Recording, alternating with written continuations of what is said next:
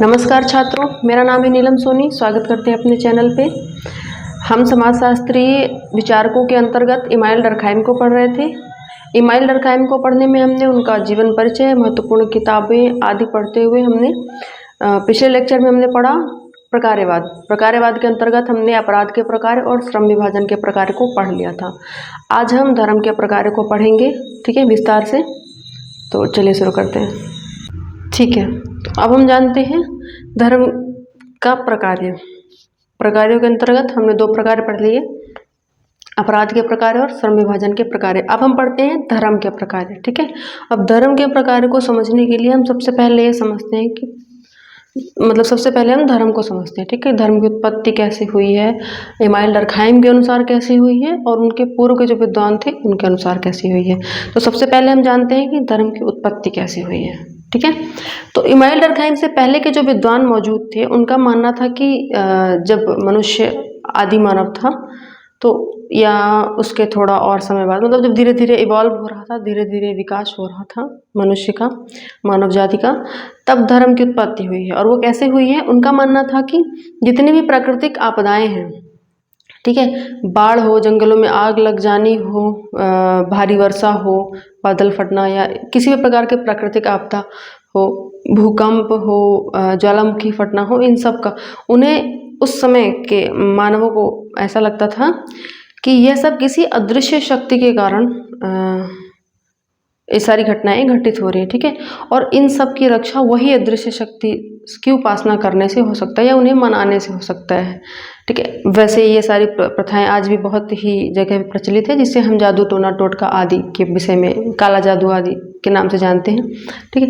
तो Emmanuel Durkheim के जो पहले के विद्वान थे उन्हें ऐसा लगता था कि जो धर्म की उत्पत्ति हुई है वो ऐसे हुई होगी कि जितनी भी प्राकृतिक आपदाएं हैं उस समय के मानव को ऐसा लगा होगा कि ये किसी अदृश्य शक्ति के कारण घटित हो रही है, ये सारी प्राकृतिक आपदाएं, सारी प्राकृतिक घटनाएं।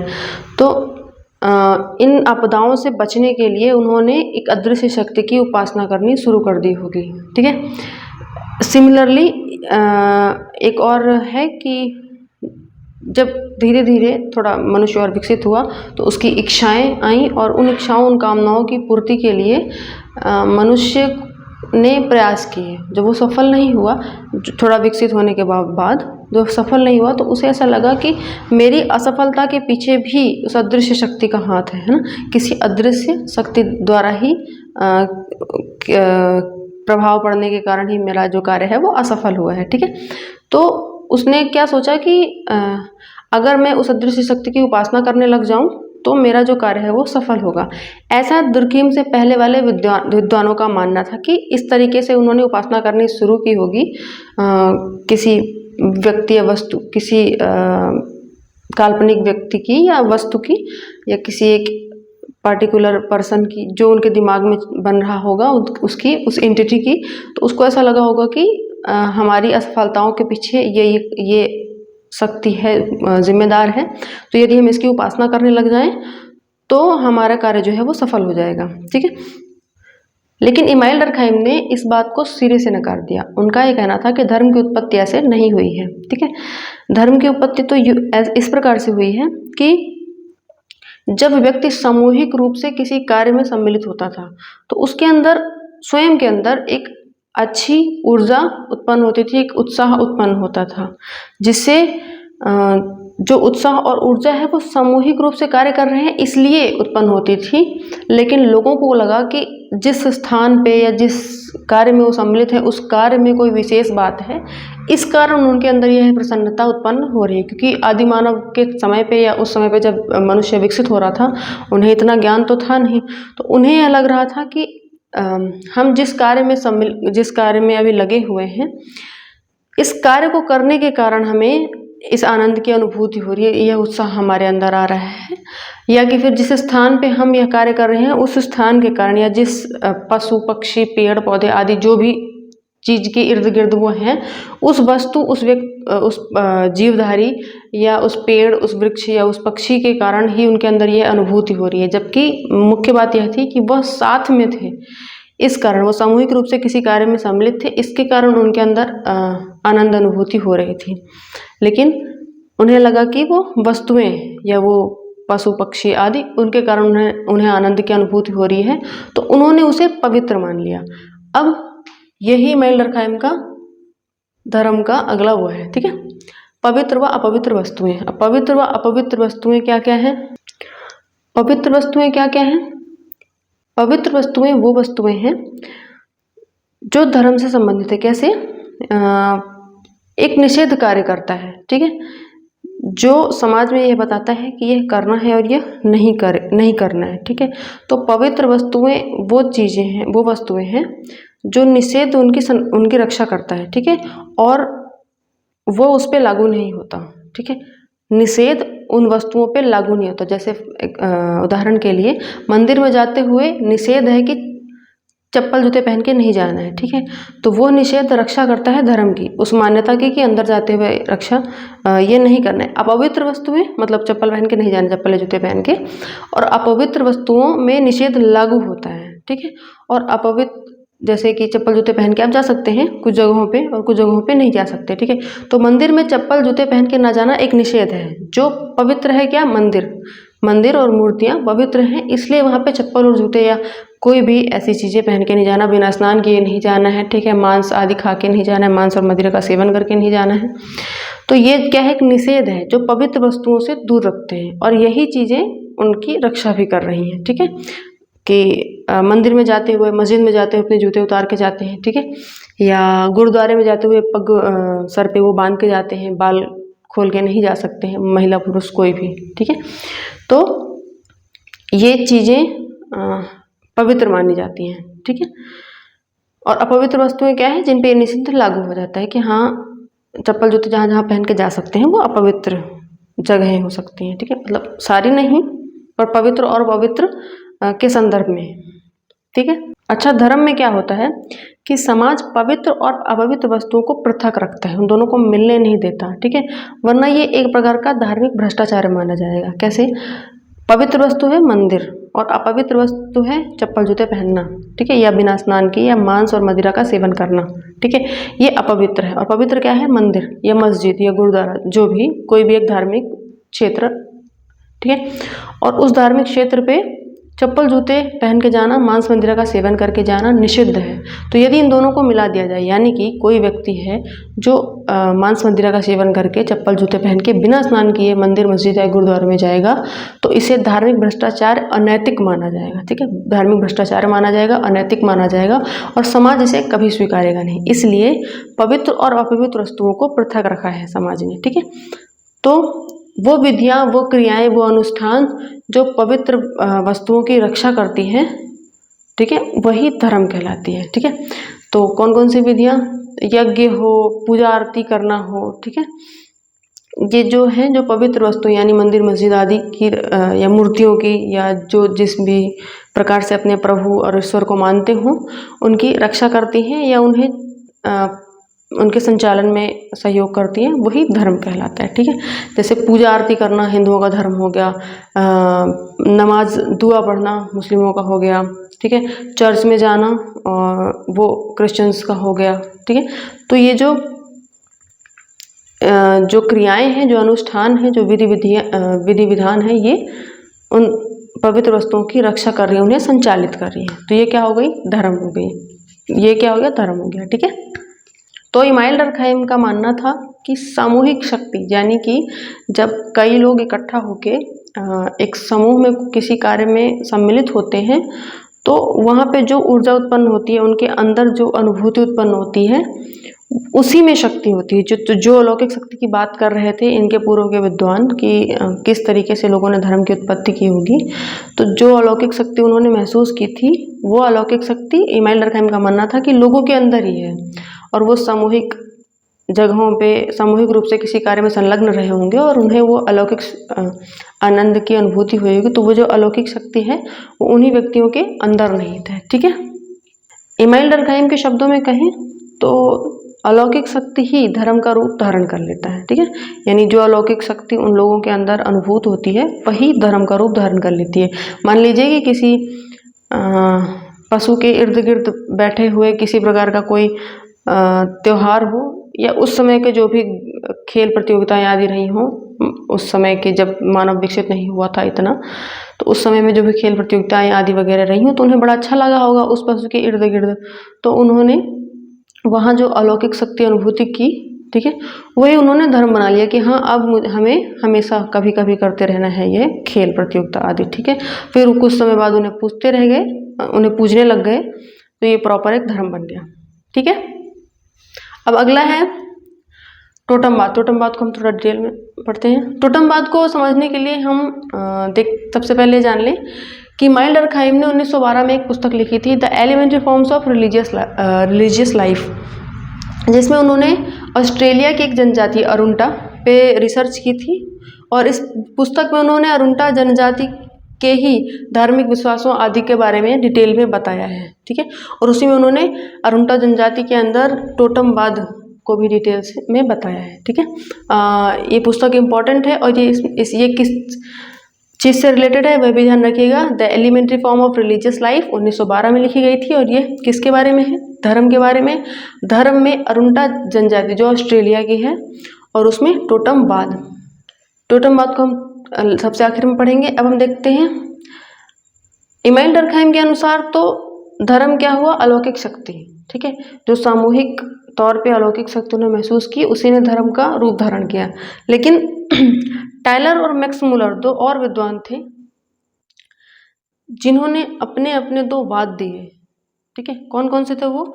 आत्मावाद और प्रकृतिवाद, जिसकी आलोचना इमाइल डर्कहाइम ने की थी। तो हम टायलर का आत्मावाद और मैक्स मुलर का प्रकृतिवाद को समझते हैं। टायलर का आत्मावाद, ठीक है। तो टायलर का कहना था कि जो आत्मा की अवधारणा है, जो आत्मा की धारणा है, वही धर्म का मूल है, ठीक है। और इन्होंने उसे दो हिस्सों में बांटा, ठीक है। मतलब उनका टायलर जो है वो आत्मावाद में विश्वास रखते थे। आत्मावाद कैसे? कि इंसान के अंदर आत्मा होती है एक, जिसे वर्तमान में एनर्जी बोलते हैं, ऊर्जा होती है, लेकिन उनका ये मानना था कि मनुष्य में आत्मा होती है, ठीक है, जिसकी मृत्यु नहीं होती, जो सदैव जीवित रहती है, आदि आदि। तो इनके अनुसार उन्होंने दो कथन रखे। पहला ये कि मनुष्य की देह की मृत्यु हो जाने के बाद, यानी कि मनुष्य के शरीर की मृत्यु हो जाने के बाद भी आत्मा सदैव जीवित रहती है ना। टायलर का मानना था कि मनुष्य मर भी जाए, उसका शरीर मर भी जाए, तब भी उसकी आत्मा सदैव जीवित रहती है। और दूसरा उनका यह मानना था कि मनुष्य जो पृथ्वी में मौजूद है, इनकी आत्माओं के अलावा भी बहुत विशाल और बहुत ही उत्कृष्ट आत्माएं भी हैं मौजूद, बहुत ही अलौकिक आत्माएं भी, मनुष्य की आत्माओं के अलावा भी बहुत अलौकिक आत्माएं भी मौजूद हैं, ठीक है। इमाइल डर्कहाइम ने इन दोनों बातों का सिरे से नकार दिया, और उन्होंने कहा कि इसका कोई भी प्रूफ नहीं है, ठीक है। उनका मानना था कि ये प्रमाणित नहीं है, ठीक है। दूसरा मैक्स मुलर का प्रकृतिवाद। तो मैक्स मुलर आत्मावाद में नहीं मानते थे। उनका ये मानना था कि जो धर्म की उत्पत्ति हुई होगी ना, वो प्रकृति के असीम अलौकिक दृश्यों को देख के हुई होगी। जो प्रकृति के इतनी अलौकिक दृश्य होते हैं, प्रकृति बदलती रहती है, उनसे मनुष्य के मन में भय और भय और प्रसन्नता दोनों उत्पन्न हुई होंगे, ठीक है। मतलब एक अलौकिक उत्साह, प्रसन्नता भी, और दूसरा भय भी उत्पन्न हुआ होगा, ठीक है। जैसे फूलों की क्यारियों को देख के, ठीक है, फलों से लदे हुए पेड़ों को देख के उसके मन में खुशी, प्रसन्नता उत्पन्न हुई होगी। वहीं ज्वालामुखी और भूकंप का फटना देख के उसके मन में भय उत्पन्न हुआ होगा। इन्हीं दोनों भावों से उसके मन में श्रद्धा और भय का भाव उत्पन्न हुआ, जिसके कारण धर्म की उत्पत्ति हुई, ऐसा मैक्स मुलर का मानना था। मैक्स मुलर का प्रकृतिवाद क्या कहता है कि प्रकृति की सुंदरता और उसके ये दृश्य, भयावह दृश्यों को देख के, भयावह घटनाओं को देख के ही मनुष्य के मन में श्रद्धा और भय का भाव उत्पन्न हुआ, जिसके कारण धर्म की उत्पत्ति हुई, ठीक है। जब उसने प्रकृति की खूबसूरत दृश्यों को देखा, सुंदर दृश्यों को देखा, तो उसके मन में प्रसन्नता उत्पन्न हुई, और जब उसने भयावह दृश्यों को देखा, ज्वालामुखी, भूकंप, बाढ़ आदि को देखा, तो उसके मन में भय उत्पन्न हुआ, ठीक है। तो ये थे टायलर और मैक्स मुलर, टायलर का आत्मावाद और मैक्स मुलर का प्रकृतिवाद, जिसे इमाइल डर्कहाइम ने सिरे से नकारा। इमाइल डर्कहाइम का प्रकार धर्म क्या कहता है ये मैंने आपको बता दिया है। अब है धर्म के कार्य और आलोचना। इसी प्रकार टोटमवाद। अब टोटमवाद को मैंने आपको धर्म की उत्पत्ति के टाइम ही बता दिया था। मतलब जो धर्म की उत्पत्ति इमानुएल डर्कहाइम द्वारा मानी गई है वही टोटमवाद है, क्योंकि इमानुएल डर्कहाइम ने धर्म की उत्पत्ति की विवेचना ही की थी जब उन्होंने ऑस्ट्रेलिया की अरुंडा जनजाति पे अध्ययन किया था, जो सबसे आदिम जनजाति है, पूर्णतः आदिम है वो। और उसकी जो धर्म की उत्पत्ति का सिद्धांत है वही लगभग सभी धर्मों के, संसार के सभी समाजों के सभी धर्मों की उत्पत्ति की लगभग व्याख्या करता है। ठीक है, अब तक प्रमाणिक में, जिसके विषय में उन्होंने the elementary forms of religious life नामक पुस्तक में लिखा है, जो 1912 में उन्होंने प्रकाशित की थी। ठीक है, तो टोटमवाद को एक बार और समझ लेते हैं। टोटमवाद क्या है? जब मनुष्य किसी प्राकृतिक वस्तु, व्यक्ति या किसी वस्तु या किसी पदार्थ से अपना अनुष्ठानिक संबंध जोड़ लेता है। अनुष्ठानिक संबंध कैसे? जब उसे किसी प्राकृतिक वस्तु या पदार्थ में या किसी पशु पक्षी जीवधारी आदि में एक प्रकार की अलौकिक शक्ति का अनुभव होता है। ठीक है, तो वो उसके साथ अपना अनुष्ठानिक संबंध जोड़ता है। उसे ऐसा लगता है कि इस वस्तु में, इस पदार्थ में, इस पशु में, इस पक्षी में जो है एक अलौकिक शक्ति है। ठीक है, तो वो उसकी उपासना करना शुरू कर देता है। जैसे कि मैंने आपको बताया था कि मान लीजिए कि किसी बैल की रेस करवाना एक प्रकार का खेल रहा होगा जब आदिम मनुष्यों का विकास हो रहा होगा। ठीक है, तो उसमें बहुत भीड़ इकट्ठा हुई होगी, आदिम मनुष्यों की बहुत सारी भीड़ इकट्ठा हुई होगी। उनमें उन दो बैलों या गाय, कुछ भी ले लीजिए, तो उन दो बैलों के रेस के समय पे जब वो इकट्ठा हुए तो उन्हें बड़ी प्रसन्नता अनुभूति हुई होगी। तो उन्हें यह लगा होगा कि उन्हें आदिम थे तो उनके अंदर इतनी समझ मौजूद नहीं थी, तो उन्हें यह लगा होगा कि इन बैलों के कारण हमें प्रसन्नता का अनुभव हो रहा है। ठीक है, जबकि कारण क्या था कि वह सब इकट्ठा थे और सामूहिक रूप से किसी कार्य में भाग ले रहे थे। इस कारण उनके अंदर यह शक्ति उत्पन्न हुई, यह प्रसन्नता उत्पन्न हुई। पर उन्हें लगा कि जो एक अलौकिक शक्ति है वो किसके अंदर है? उन बैलों के अंदर है। ठीक है, तो उन्होंने उन बैलों की उपासना करनी शुरू कर दी और वो एक प्रथा बना लिया कि मतलब उस समय एक नियम बना लिया कि हाँ, अब हमें बैल की रेस करते रहना है, यह एक प्रकार की अलौकिक शक्ति है। ठीक है, तो उस प्राकृतिक जीव के अंदर उस समय के आदिम मनुष्यों ने एक अलौकिक, एक अनुष्ठानिक संबंध जोड़ लिया, जो धर्म की उत्पत्ति का कारण है।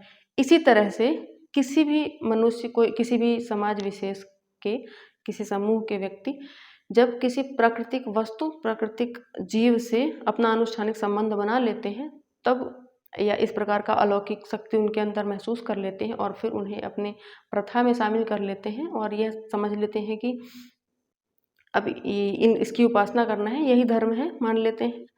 तो उसी अलौकिक शक्ति को क्या कहते हैं? टोटम। मतलब उसी वस्तु को क्या कहते हैं? टोटम।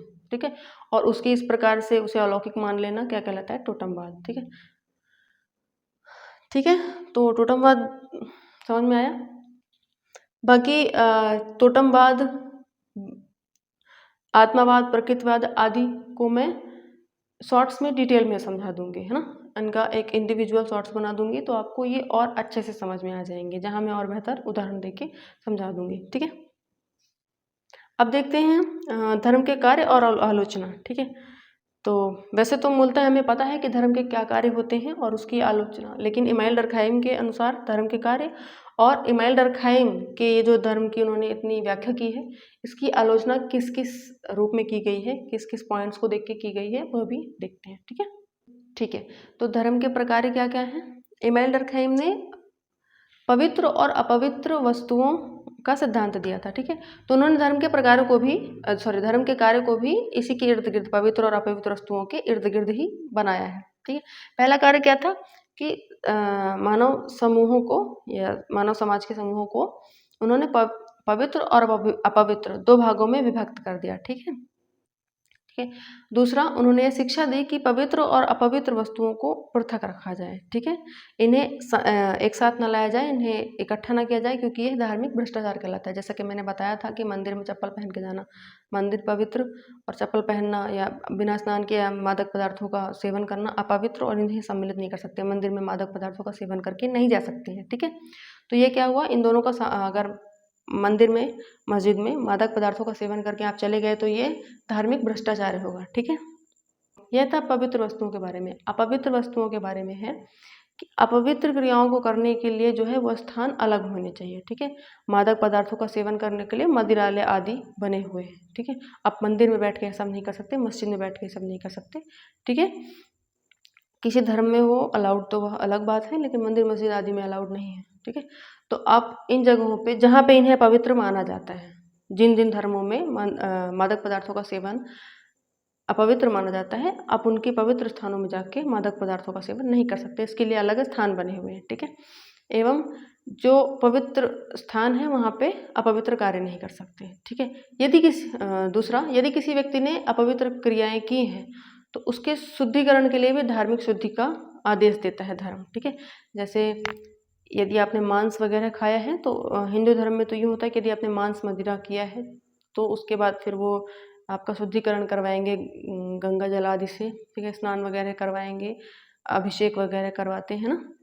तो अपवित्र कार्य करने के बाद आपको धार्मिक शुद्धि के लिए आदेश देगा धर्म, ठीक है।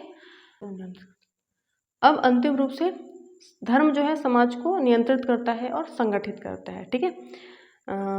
धर्म समाज को नियंत्रित और संगठित कैसे करता है? सभी धर्मों में कुछ कार्य निषिद्ध हैं कि यह नहीं करने हैं, और कुछ पवित्र और सही कार्य बताए गए हैं कि जो धार्मिक रूप से सामाजिक रूप से सही है, एथिकली सही है, ठीक है। और कुछ एथिकली सही नहीं है। तो जो एथिकली सही नहीं है उन कार्यों को निषिद्ध किया गया है ताकि समाज में नियंत्रण बना रहे, ठीक है। तो ये थे धर्म के कार्य। अब मोटे तौर पे यह जान लेते हैं कि समाज में नियंत्रण और सुचारू रूप से संगठन को चलाने के लिए कुछ कार्य निषिद्ध किए गए हैं हर धर्म में, हर समाज में, और कुछ कार्यों को सही माना गया है एथिकली। तो जो एथिकली सही है वो धर्म में आ जाता है, पवित्र में आ जाता है। जो एथिकली रॉन्ग है, जो निषिद्ध है, वो अधर्म में आ जाता है, एक तरीके से कि धर्म में यह कार्य निषिद्ध है, ये नहीं करना, ये अपवित्र है, ठीक है। तो मोस्टली धर्म का यही कार्य है कि ये जो डिवाइड कर दिया ना कि ये सही है ये गलत है, इससे क्या होता है, समाज में शांति बनी रहती है, समाज नियंत्रित रहता है, ठीक है। अब देखते हैं आलोचना। तो आलोचना किस चीज़ की करनी है? इमाइल डर्कहाइम ने धर्म के जो वर्णन किया है, कई विद्वान इससे सहमत नहीं है। जिस प्रकार इमाइल डर्कहाइम टायलर और मैक्स मूलर से सहमत नहीं है, टायलर के आत्मवाद और मैक्स मूलर के प्रकृतिवाद से सहमत नहीं है, वैसे ही कई विद्वान इमाइल डर्कहाइम के धर्म के प्रकार से भी सहमत नहीं है। अब वो किन किन बिंदुओं का स्पष्ट करते हैं वह जान लेते हैं। तो कुछ विद्वानों ने इमाइल डर्कहाइम के धर्म के सिद्धांत की, धर्म के व्याख्या की आलोचना की है।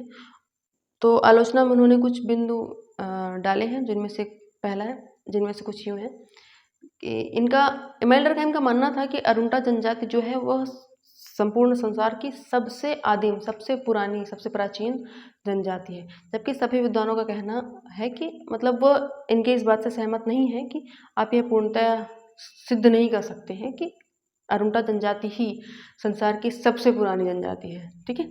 सबसे पुराना समाज है वो अरुंटा जनजाति, ठीक है। और क्योंकि वो सबसे पुराना समाज भी नहीं है, तो टोटमवाद जो अरुंटा जनजाति का अध्ययन करके इमाइल डर्कहाइम ने निकाला था, टोटमवाद, उसे भी वह नकार देते हैं, ठीक है, कि टोटमवाद ही सभी धर्मों का आधार है, यह भी सत्य नहीं है, ठीक है। विद्वान तो इमाइल डर्कहाइम के इस विचार से भी कि सामाजिक अनुष्ठानों में, सामूहिक अनुष्ठानों में जो प्रसन्नता, जो अलौकिक शक्ति उन्हें अनुभव होती है वही धर्म है, यह भी मानने से इनकार कर दिया है, ठीक है। और अन्य आलोचनाओं के रूप में उन्होंने सामाजिक पक्ष को रखा है। उनका कहना है कि कोई भी धार्मिक व्यक्ति समाज की ना तो उपासना करता है और ना ही वो इसे भगवान मानता है, ना ही इसे धर्म मानता है, ना इसकी पूजा करेगा, ठीक है। और इससे कुछ विद्वानों ने तो यह भी कहा है कि इस सिद्धांत के अनुसार जो धर्म की परिभाषा है, जिस प्रकार धर्म की उत्पत्ति हुई है, उससे जो वर्तमान में धार्मिक लोग हैं उनकी भावनाएं आहत होंगी, क्योंकि उन्होंने किसी न किसी प्रकार का ईश्वर मान रखा है या है, ठीक है। उनके अनुसार, हर धर्म के व्यक्ति के अनुसार किसी प्रकार से कोई न कोई परम शक्ति, कोई ईश्वर मौजूद है। लेकिन इमाइल डर्कहाइम का तो कहना था कि यह किसी प्रकार की अलौकिक शक्ति थी ही नहीं, यह तो समाज में समूहों के बीच जब एकत्रित होकर किसी प्रकार के कार्य में सम्मिलित हुए हैं, तो उसी से उन्हें यह आनंद की अनुभूति हुई है, अलौकिक अनुभूति हुई है, जिसे ही उन्होंने धर्म मान लिया, बाद में धर्म बना लिया। ठीक है, तो विद्वानों ने यह कहा है कि उनका यह विचार बिल्कुल गलत है और इससे धार्मिक लोगों की भावनाएं आहत होती हैं। अब ये लेक्चर कंप्लीट हो गया है और जाते जाते हम इमाइल डर्कहाइम द्वारा कुछ महत्वपूर्ण जो कथन है, कभी कभी परीक्षाओं में आ जाता है यह कथन किसके द्वारा लिखा गया है, इसलिए हम कुछ कथन लिख लेते हैं। और ये इसलिए भी महत्वपूर्ण है कि जब आप ये कथन याद रखते हैं तो ये कथन जो है उनके किसी न किसी सिद्धांत आदि से कनेक्टेड होता है, तो आपको फिर जब वहाँ पे क्वेश्चन आता है तो आपको क्लिक हो जाता है कि अच्छा हाँ, ये कथन उनसे जुड़ा हुआ था तो इसका यह अर्थ होगा, है ना, इसलिए लिख लेते हैं। तो पहला कथन है, समाज एक यथार्थपरक वास्तविकता है। ठीक है, दूसरा है, यह स्वतः स्फूर्त है, जिसे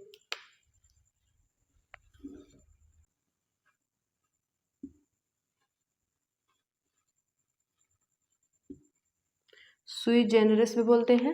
ठीक है, तीसरा, समाज ही वास्तविक चेतना है। चौथा, स्वर्ग का साम्राज्य महिमा मंडित समाज है। ठीक है, एवं अंतिम, समाज ही धर्म है, ईश्वर है व स्वर्ग का साम्राज्य है। ठीक है, ये कथन है जो जब क्वेश्चंस आते हैं तो कहीं ना कहीं थोड़ा सा कनेक्ट, थोड़ा सा लिंक बना देते हैं कि अच्छा धर्म के बारे में बात की थी तो भी यह बोला था, तो उनका कहने का यह अर्थ क्या है। ठीक है, जैसे उन्होंने कहा कि समाज स्वतः स्फूर्त है, ठीक है, सुई जेनरिस यानी अपने आप ही बनता है, विकसित होता है वगैरह वगैरह, तो इससे आप वहाँ पे कनेक्टेड हो जाएंगे। अच्छा, मैं हर एक जो महत्वपूर्ण शब्द हैं जैसे पवित्र और अपवित्र, टोटमवाद हो, आत्मवाद हो, प्रकृतिवाद हो वगैरह, ये जो महत्वपूर्ण है किसी भी एक थिंकर की, वो सभी चीज़ें मैं शॉर्ट्स में बना के डाल दूँगी। ठीक है, तो आप शॉर्ट्स भी ज़रूर देखें और लेक्चर सुनने के लिए धन्यवाद। मिलते हैं अगले वीडियो में। Thank you.